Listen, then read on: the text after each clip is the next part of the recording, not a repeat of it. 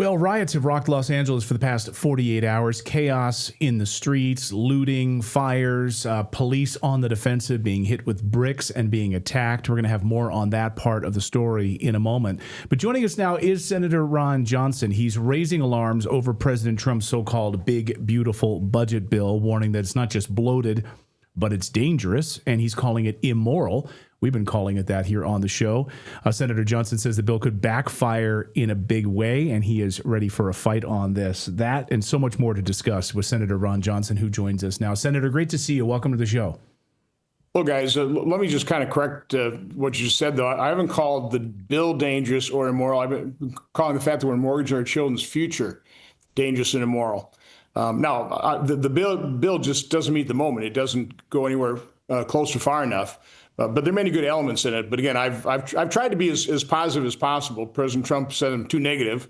But again, it's again what I cannot accept is $2 trillion $2 trillion a year deficits rising to 2.6, 2.7, 2.8 or 9 by the end of the decade is a new normal. I mean, that's just simply unacceptable. This is our moment.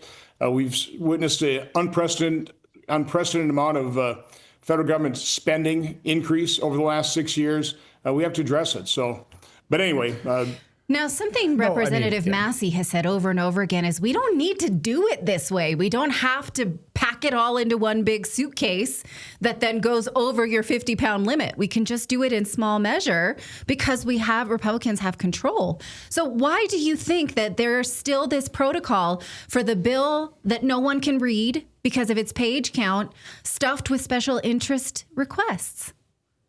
Well, this is the approach that has always worked in the past that has allowed us to mortgage our children's future to the tune of $37 trillion. Again, Leader Thune recommended a two-step approach. I recommend a three-step: border funding, defense, table or pocket about $850 billion of real spending reductions. Then come back, just extend current tax law, take a massive automatic tax increase off the table, bring that certainty back to the economy. We could have already done all that and then come back and now wrestle with the big, beautiful bill that's pretty complex, pretty messy. We're unfortunately going to have to increase the debt ceiling, by the way, by a massive amount. What I've been recommending is to maintain pressure to do this in a multi-step process is give President Trump increase the debt ceiling for about a year. That'll cost about $2.5 trillion increase the debt ceiling. That should shock everybody because we're basically burning a $500 billion a quarter right now. So again, we have to grapple with this. My beef with the House is that they weren't really discussing numbers in a budget reconciliation. About the only number you heard about was $1.5 trillion, which sounds like a lot, but put it in context of $22 trillion estimated additional deficits over the next 10 years, $2.2 trillion per year average. And you realize 1.5 trillion is barely a rounding error in the 89 trillion that we're expected to spend over that 10-year period. So I know it's a lot of numbers.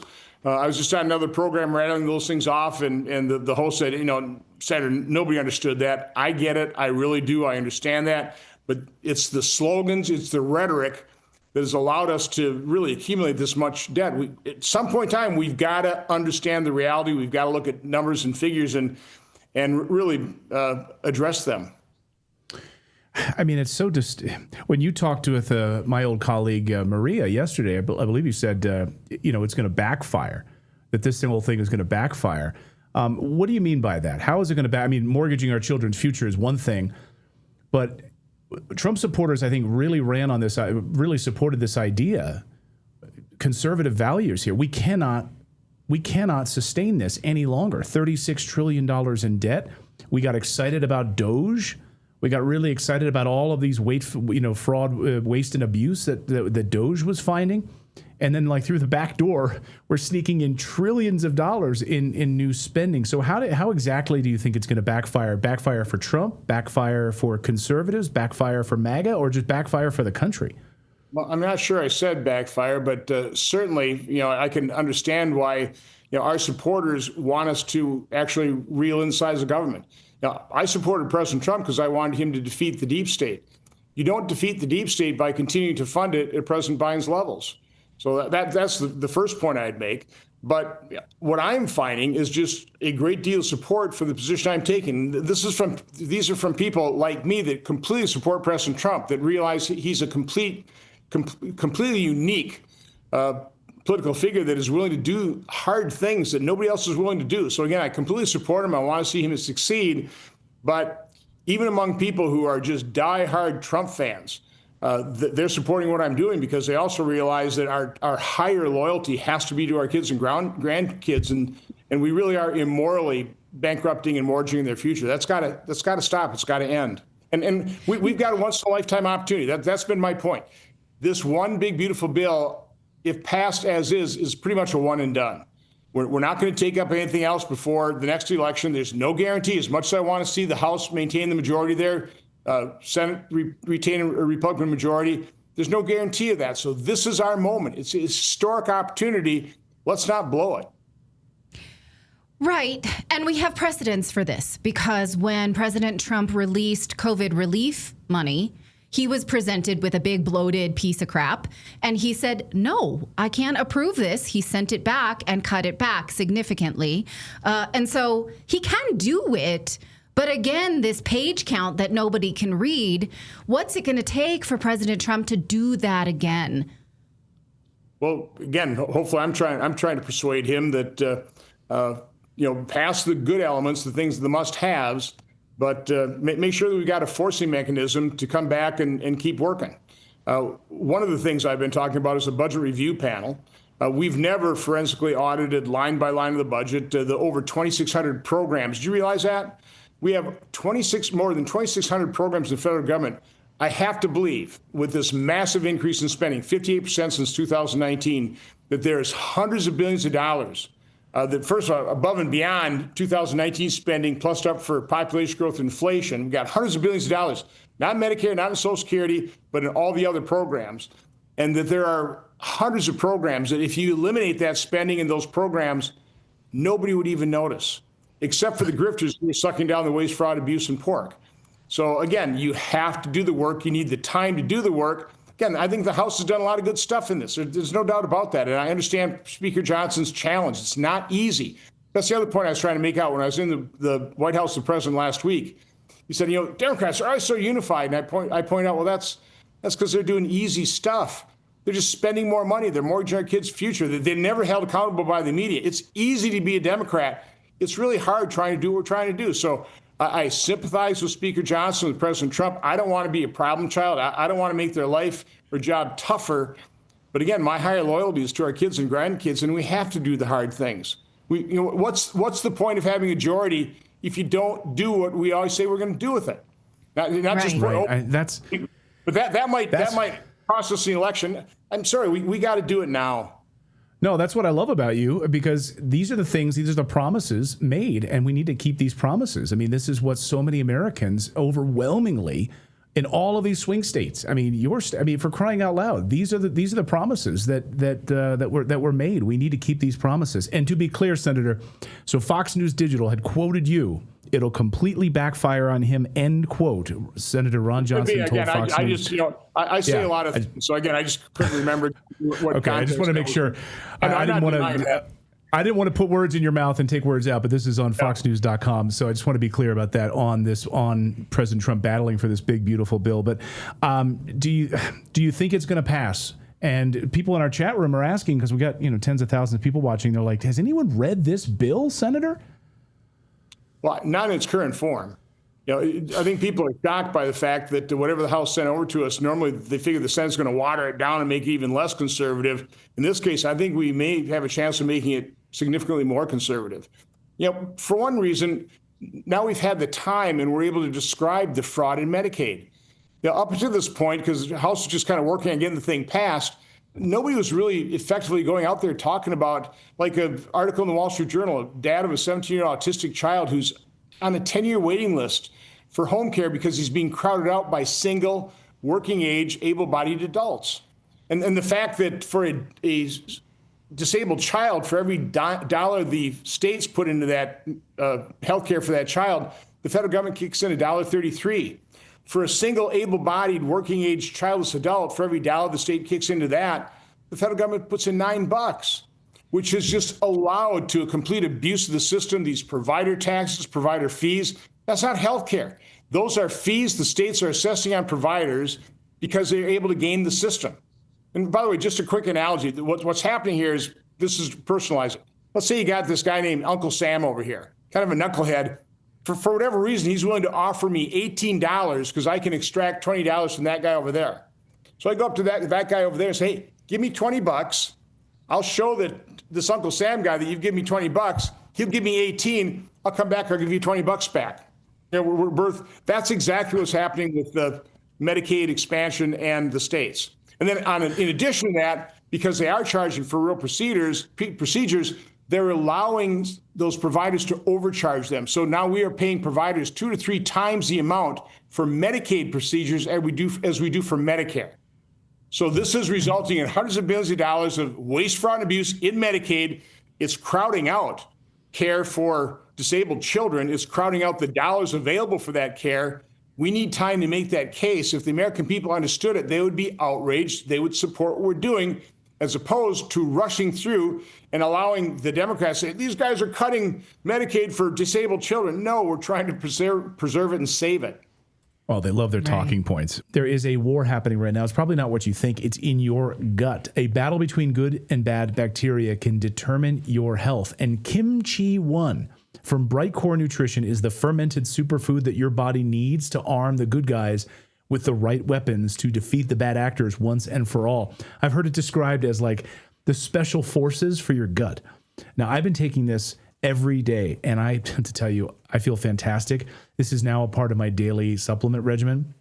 All health starts in the gut. So putting the right fermented superfood in your gut improves every aspect of your health, your heart, your brain, even the quality of your skin, the growth of your hair, all of it. Maybe you've got arthritis.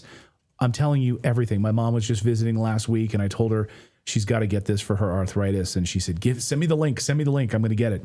So the good news is you'll get 50% off if you call their 800 number. So call 888-404-6312 to get 50% off and free shipping. Now, if you don't want to call them, if you're too scared to just get on the phone, you'll get 25% off just by using the code Redacted and going to their website. So again, 50% off if you get on the phone and just talk to them. They're an American company. The creator is an American patriot. She has fought, basically, she led the Maha movement before the Maha movement even existed. So go to mybrightcore.com/redacted or call their 800 number, get 50% off and free shipping. You've got to try their Kimchi 1 product. I'm telling you, it's amazing. 888-404-6312. Give them a call today. One of the other areas that you've been very bullish on, of course, is border security. And President Trump authorized the deployment of 2,000 National Guard troops to Los Angeles this weekend to respond to what the White House has described as approximately 1,000 protesters turned rioters. But if you watch the local news reports, Senator, these aren't rioters. They're just some people having fun watching cars burn. Watch this. Large group of people. It could turn very volatile if you move law enforcement in there in the wrong way and turn what is just a bunch of people having fun watching cars burn into a massive confrontation and altercation between officers. Unbelievable. Yeah, ever heard of burn pits? Do you want to get cancer? Is that a fun cancer-getting party? Fun. So, Senator, Governor Newsom says, quote, "We didn't have a problem until Trump got involved in this." What do you make of what's happening right now in Los Angeles? And you have liberal, you have a liberal mayor there in Los Angeles, basically angry that the federal government is getting involved and is totally okay with law enforcement getting pelted in the head with bricks. Yeah, I would consider attempted murder, and we ought to try and protect law enforcement as they're carrying out their lawful duties, trying to protect Americans, okay? Now, this is outrageous what's happening. The best example I can use is what happened here in Kenosha, Wisconsin, where Governor Evers rejected President Trump's offer to send in nationalized National Guard troops or federalized National Guard troops. He turned it down for a couple of days and allowed Kenosha to burn. A couple of people get murdered or killed. Okay, so now he's signing on to a letter supporting Governor Newsom to take the same stupid action of not bringing massive manpower to prevent the violence. That's why you bring in massive manpower so you don't have rioting, so you don't have violence, so that people don't get killed. It worked in Kenosha. Once Governor Evers finally reversed course because he had to, brought in the National Guard, and those riots ended. There was no more violence. There was no more killing. Ought to do the same thing in Los Angeles. You can't allow this to get out of control. But the impetus, the match that lit this flame was raids at a Home Depot and a clothing store and things like that. Many of these people with criminal records. Right. And so I think what the liberal talking point might be is they weren't doing anything. Not all of them were criminals. We're just tired of seeing this happen. And it's not actually helping to, clean out, I guess, illegals in the country. I'm struggling because it's not my talking point, but that's what you see online. You can't even say it because it's so... I can't make it, yeah, but let's respond to it anyhow. Yeah, it's so ridiculous. You can't even say it. Well, again, from my standpoint, what the Democrats did, what Biden did, they created a clear and present danger for this nation. I don't know the exact number, but there are a lot of criminals, sex traffickers, human traffickers, drug traffickers, members of transnational criminal organizations, members of incredibly violent gangs that are committing rapes, horrendous murders. Okay, that's happening. And President Trump is trying to clean up that enormous mess.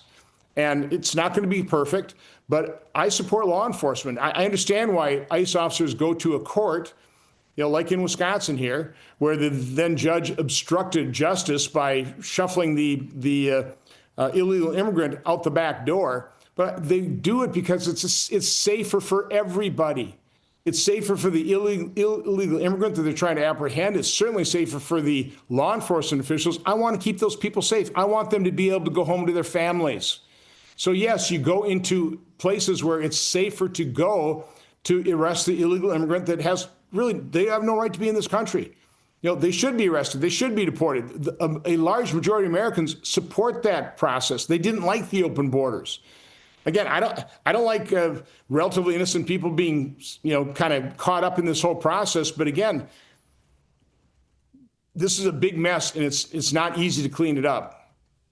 Yeah, it's going to be messy. Absolutely. I spoke to a supervisor of the Customs and Border Protection today, and he said, this is absolutely astonishing what's happening right now, and how, why don't we have the support of local leaders right now and members of Congress, local representatives, and mayors helping to assist this is just mind-boggling right now. I want to ask you on this topic that you have an upcoming hearing with sanctuary state governors where you will ask them, how did this happen? How did this get out of hand? What should we expect from this? Well, again, so this Senator Langford is the chairman of the subcommittee that's holding this hearing. I expect that these mayors and these individuals are going to defend their policies. And they'll use the same old talking points. They won't defend federal law enforcement. They're going to defend the people in this country illegally.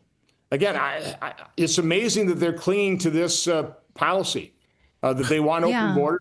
They want to protect people that are just, horrible criminals in many cases. I don't get it. They're able to get away with it, though, because most members of the media are radical leftists themselves. They agree with this. They want an open border world. They don't respect America as a great nation. I can't explain it. I'll never get in the mind of a liberal. They're crazy from my standpoint, but that's who they are. That's what they support. And the treasonous acts by Alejandro Mayorkas, and coordinating with these NGOs to bring these well, they love millions. Perverts. Yeah. That's one thing that I have learned that I am comfortable saying is that liberals love perverts and love protecting perverts. And that's what turned me away from the Democrat That's Party. why you're never going to be a senator, because you say stuff like that. But I said that. Yeah, I said what I said. Senator Sticker. Last time I was down the border, and this was really at the height of it. I had not heard of this. I've been chairman of Homeland Security, been down the border a lot, but this is the first time I heard it. These what they call rape trees, or panty trees, or taunting trees. This is where the human traffickers, they'll just hang the undergarments of the little girls that they'll rape. Just to taunt the ICE, the Customs Border Patrol. You can't touch this. You can't do anything about it. I mean, this is what open borders. That's what it facilitated. That evil And Mayorkas, as you said, they were okay with it. They just turned a blind. We would talk to him about this in hearings, and he'd just be oblivious to it. Like I asked him, I said, "Do you feel like you aided and abetted these murders, these rapes?" And he was just impervious to any kind of criticism. He was the most annoying person, the most frustrating person to have as a witness before the committee, because it just bounced off him. And demonic. I would say demonic, honestly.